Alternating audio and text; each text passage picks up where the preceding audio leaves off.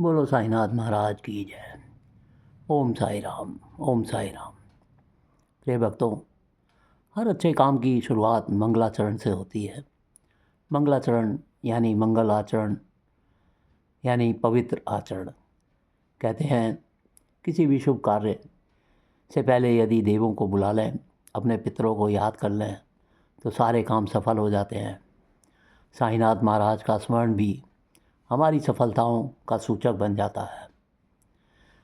साईनाथ महाराज हमारे गुरु हैं, सखा हैं और हमारे जीवन रूपी रथ के कृष्ण की भांति सारथी हैं। गोस्वामी तुलसीदास हनुमान चालीसा में लिखते हैं, श्री गुरु चरण सरोज रज निज मन मुकुर सुधार, वर्णउ रघुबर बिमल यश जोदायक फलचार। अर्थात हमारे पाप, हमारे जो बुरे कर्म हमें भगवान के पास जाने से रोकते हैं, वो सारे मंगलाचरण अपने गुरु की चरण की रज यानी धूल से दूर हो जाते हैं। गुरु के चरण की धूल यानी गुरु की सीख, मंगलाचरण किसी भी कार्य को आरंभ करने की शुरुआती प्रक्रिया होती है। वह हमें अपने कार्य के प्रति दृढ़ संकलित कर देती है।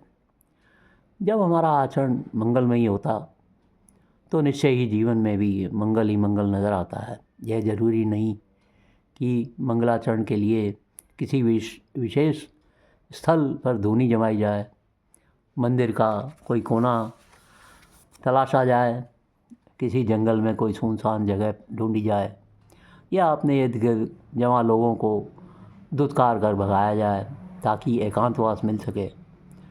मंगलाचरण तो कहीं भी, किसी भी जगह, किसी भी स्थिति में किया जा सकता है। जैसे हम कोई भी कार्य की शुरुआत से पहले ही गणेशाय नमः कहते हैं। उद्देश्य श्री गणेश हमारे सारे प्रयोजन ठीक करें। ठीक वैसे ही अगर हम बाबा का स्मरण मात्र भी कर लेते हैं तो वे रोशनी, हवा और पानी के जरिए हमारे तन मन को निष्पाप कर देते हैं। हम लोग तो अहंकार में ही जीते हैं कि हम तो परम ज्ञानी हैं, हमें तो सब आता है, हम पूर्ण हैं। हम बगैर किसी के मार्गदर्शन या सलाह के काम करना शुरू कर देते हैं। अगर हम एक बच्चे की भांति व्यवहार करें, कुछ करने से पहले अपने गुरु माता पिता से सलाह मशवरा लें, मार्गदर्शन मांगें, तो गलतियों की गुंजाइश ना के बराबर रह जाती है। बाबा का सानिध्य स्वर्ण भी हमें गलत राह पर जाने से रोकता है और सचेत करता है। लेकिन मंगलाचरण के लिए मन का निर्मल होना अति आवश्यक है, जैसे कि एक बच्चे का होता है। जीवन के प्रत्येक पग पर, प्रत्येक पड़ाव पर यदि अपने माता पिता का आदेश, पिता की सीख और गुरु के उपदेश याद रखेंगे तो कम गलतियां होंगी और जीवन सुखमय बनेगा। ये सभी हमारे शुभचिंतक ही हैं। इनका हमसे कोई स्वार्थ नहीं जुड़ा हुआ है। ये तो सिर्फ हमारी भलाई के लिए बारे में ही सदैव चिंतित रहते हैं। इनकी बातों को मानकर हमारा ही मान बढ़ता है और इनकी बातें सुनना हमारी इज्जत ही बढ़ाती है और दुख तकलीफ़ का एहसास कम हो जाता है। बाबा के एक भक्त थे, बाला गणपत दर्जी। एक बार वे बहुत बीमार पड़ गए। नीम, हकीम, डॉक्टर सबको दिखाया, लेकिन बुखार में रत्ती भर भी अंतर नहीं आया।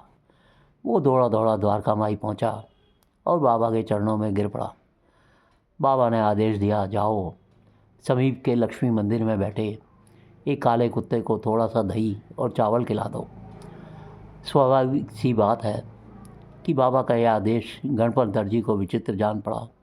हालांकि उसने बाबा के आदेश का पालन किया और उसने देखा कि कुत्ते के दही चावल खाते के साथ ही उसका बुखार चला गया। यह बाबा का एक चमत्कार था। दरअसल बाबा सर्वव्यापी हैं। उन्हें पता था कि किस प्राणी को किस चीज़ की ज़रूरत है।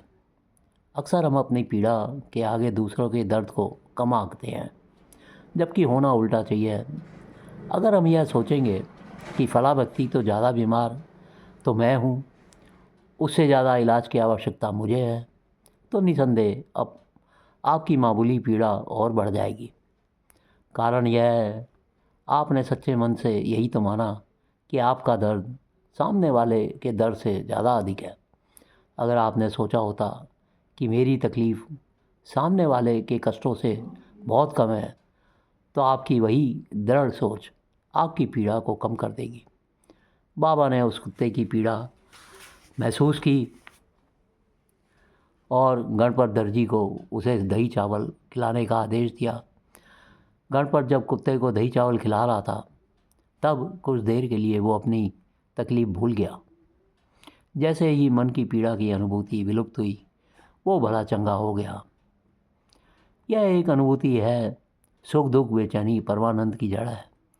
बाबा अपने भक्तों में अनुभूति का संचार करते हैं। अच्छी अनुभूति करेंगे तो सुखी रहेंगे, और अगर मलिन अनुभूति होगी तो दुख तकलीफ़ होना लाजमी है। बाबा कहते हैं, हमारा मन अत्यंत ही बुरे विकारों से भरा हुआ है, और अगर हम बुरे इरादे और भावनाओं से ईश्वर की प्रार्थना करेंगे तो उनके चाहते हुए भी हमारा भला नहीं होगा। अगर हम अहंकार, घृणा, तृष्णा, स्वार्थ, ईर्ष्या, दुर्भावना रूपी कंकड़ पत्थर अपने मन में लेकर ईश्वर की प्रार्थना करेंगे, साईं नाम में गोते लगाएंगे, तो भगवान साईं अपने पोंछे से हमारा मन साफ करने में कोई कोताही नहीं बरतेंगे, लेकिन उनके पोंछे की रगड़ से ये कंकड़ पत्थर हमारे मन में निशान छोड़ देंगे। इसलिए अपने मन को हमेशा दोष मुक्त रखने की कोशिश करते रहने चाहिए। बाबा अपने भक्तों को सही राह पर लाने के लिए अक्सर ऐसे उदाहरण भी दिया करते थे जो उस वक्त गले से नहीं उतरते थे या हैरानी पैदा कर दिया करते थे, लेकिन बाद में पता चलता था कि उनमें कितना गूढ़ रहस्य छिपा हुआ था। जैसे एक डॉक्टर जब बच्चे को कड़वी दवाई देता है तो वो उससे झूठ बोल देता है कि यह दवाई तो बड़ी मीठी है। डॉक्टर की बातों में आकर बच्चा कड़वी दवाई एक झटके में पी जाता है, लेकिन जैसे ही यह दवा उसके कंठ को छूती है, वो बुरा सा मुंह बना लेता है। बाबा भी अपने भक्तों के भीतर जमी गंदगी, बुराइयां और पाप को दूर करने के लिए कड़वे वचन बोलते रहे। उन्होंने कई बार अपशब्दों का भी प्रयोग किया, लेकिन इसके पीछे उनकी मंशा हमेशा भक्तों की भलाई की ही थी। मानव अवतार की भी अपनी एक परिभाषा हुआ करती है। प्रिय भक्तों, बदलाव जिंदगी की एक धुरी है। जैसे समय कभी स्थिर नहीं होता, ठीक वैसे ही ज़िंदगी का हर समय कभी भी एक समान नहीं हो सकता। जो इस बदलाव के साथ दुख को खुद को ढाल ले, सकारात्मक सोच और कर्मों के साथ खुद को आगे ले जाए, वही साईं का सच्चा भक्त है। साईं बाबा अपने भक्तों को इस बदलाव के लिए हमेशा तैयार करते हैं। हम शिरडी जाते हैं क्योंकि हमें बाबा में पूर्ण विश्वास है कि वो हमारे अंदर गहराई से दबे छुपे विकारों और पापों को दूर कर देंगे। बाबा के प्रभाव में आते ही हमारी बुरी आदतें और बुरी सोच में सकारात्मक बदलाव आ जाता है। प्रकृति भी समय के साथ बदलती है, क्योंकि उसे पता है कि अगर मौसम एक सा रहा तो हमारे जीवन में कोई रस नहीं रह जाएगा। हमारे अंदर उब पैदा होने लगेगी और हमें अपना जीवन नीरस लगने लगेगा। साईनाथ महाराज बहुत दयालु हैं, बड़े कृपालु हैं और कृपा करते ही रहते हैं। और जो साईं की अमृत कथा में आते हैं वे बाबा की कृपा से वाबस्ता हो चुके हैं, इसीलिए वे आते हैं। हम साईं के पास जाते हैं, उनसे कुछ मांगते हैं तो बाबा मुस्कुराते हुए हमें वह दे देते हैं। बस हमारा लालच और बढ़ जाता है, हम फिर मांगने जाते हैं, बाबा फिर से हमारी झोली भर देते हैं। इस प्रकार हम मांगते जाते हैं और बस मांगते ही जाते हैं, बाबा भी हमें देते ही चले जाते हैं। एक वक्त ऐसा आता है जब हम मांगते मांगते थक जाते हैं, लेकिन बाबा देते देते कभी नहीं थकते। बाबा से हमने जो भी मांगा वो पाया। कुछ हमने अपने लिए लिया और कुछ अपनों के लिए, अपने आस पड़ोसी समाज, देश, दुनिया में शांति, सद्भावना, प्रगति, आर्थिक, सामाजिक संपन्नता के लिए भी हम बाबा के आगे झोली फैलाते हैं। बाबा कभी मना नहीं करते, क्योंकि इनकार शब्द बाबा की शब्दावली में नहीं होता है। वे मुस्कुराते हुए हमारे ऊपर परोपकार करते चले जाते हैं। कुछ लोग साईं पर अपना एकल अधिकार समझने लगते हैं। उन्हें यह डर लगने लगता है कि कहीं साईं कृपा उनसे कोई छीन ना ले। लेकिन ऐसा नहीं है। साईं तो रोशनी है, पानी है, हवा है, एक ऊर्जा है जिन पर सबका अधिकार है। वे सर्वव्यापी हैं, सबका हित सोचते हैं। जैसे हवा, पानी और रोशनी को मुट्ठी में कैद करके नहीं रखा जा सकता, ठीक वैसे ही बाबा को बंदी नहीं बनाया जा सकता है।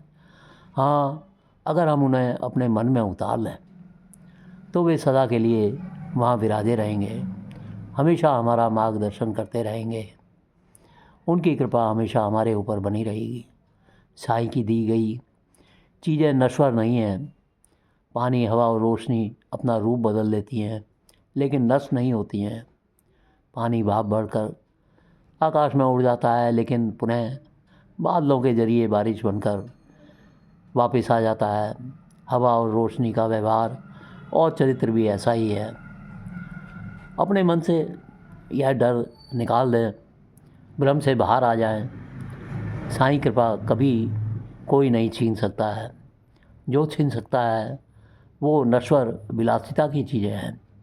जो साईं की कृपा से उनके चरणों में विराजमान है, वो यह दावा कर सकता है कि हम भले ही बाबा से विमुख हो जाएं, लेकिन यदि बाबा ने एक बार हम पर कृपा कर दी तो ज़िंदगी भर हमारे साथ रहेंगे। एक समय बहुत बड़े वकील रहे थे, जस्टिन खापड़े। उन्होंने अपनी डायरी में कुछ लिखा था कि बाबा ने उनसे एक बार कहा था कि मनुष्य को दी हुई वस्तुएं तो सारी समाप्त हो जाएंगी, लेकिन परमपिता परमात्मा के दिए हुए उपहार कदापि नष्ट नहीं होंगे। बाबा की कृपा क्यों कभी ख़त्म नहीं होती? क्यों उसे कोई हमसे छीन नहीं सकता? वो सारे उत्तर बाबा के इस वाक्य में मिल जाते हैं। मनुष्य को मनुष्य के जरिए प्राप्त सारी चीज़ें नश्वर हैं, लेकिन जो भगवान की देन है वो कभी ख़त्म नहीं होती है। उनके सानिध्य से हमें जो भी मिलेगा वो हमेशा हमारे साथ रहेगा, उनके आशीर्वाद के रूप में। साईनाथ महाराज ने पानी को तेल बनाकर दुकानदारों की आंखों में शर्मिंदगी का पानी ला दिया था। यह एक बदलाव का संकेत था। यह सोचा जाए कि बाबा को टूटी फूटी मस्जिद में दिए जलाने की क्या आवश्यकता थी, और एक फ़कीर को अंतर भी क्या पड़ता है, अंधेरा रहे या उजाला। लेकिन बाबा हमेशा दिया जलाते रहे ताकि मस्जिद में कोई आए तो उसे ठोकर ना लगे, वो अंधेरे से डरे बगैर तसल्ली से वहाँ बैठ सके। दुकानदारों ने सोचा था कि यह फ़कीर आज तेल मांग रहा है, कल कुछ और मांगेगा। बस इसी सोच ने उनके अंदर से परोपकार, सहायता, इंसानियत की भावना को ख़त्म कर दिया था। उन्होंने यह नहीं सोचा कि उनकी थोड़ी सी मदद से दिया जल रहा है, प्रकाश हो रहा है। बाबा ने इस चमत्कार के जरिए दुकानदारों के भीतर पैदा हुए अंधकार को उजाले की तरफ ले आए थे। बाबा का सानिध्य हमारे अंदर भी ऐसे ही उजाला पैदा करता है जो तमाम किस्म के अंधकार को दूर करता है। साईं भी हमारे अंदर उजाला करते हैं, और उन्हें उजाला करने के लिए किसी माध्यम की ज़रूरत नहीं पड़ती। जैसे पानी मिले तेल से बाबा ने मस्जिद में उजाला कर दिया, ठीक उसी तरह साईं हमारे अंदर के सकारात्मक गुणों से नकारात्मक का नाश कर देते हैं और हमें अपनी कृपा का पात्र बनाते हैं। जिस प्रकार ईश्वर कभी अपने भक्तों को ऊंच नीच, छोटे बड़े के भेद में नहीं रखता है। ईश्वर तो मित्रवत बर्ताव करते हैं। वे एक सच्चे दोस्त की तरह हमें अच्छी संगत देते हैं, सही मार्ग प्रशस्त करते हैं। साईं बाबा के सानिध्य में जितने भी महानुभाव रहे, बाबा उनसे हमेशा मित्रवत व्यवहार करते रहे। ईश्वर और भक्त के बीच कभी भेद नहीं हो सकता, क्योंकि मनुष्य ईश्वर का ही अंश है। यानी जब ईश्वर कण कण में विराजे हैं तो मनुष्य भी ईश्वर तुल्य है। प्रिय भक्तों, हम इसी प्रकार बाबा की लीलाओं, उनके उपदेशों और उनके पावन वाणी का वर्णन करते रहेंगे। और यदि आपको चैनल में रुचि आए तो सब्सक्राइब ज़रूर कीजिए, लाइक और शेयर कीजिए और हर पल बाबा का नाम लेते रहिए। ओम साई राम, ओम साई राम।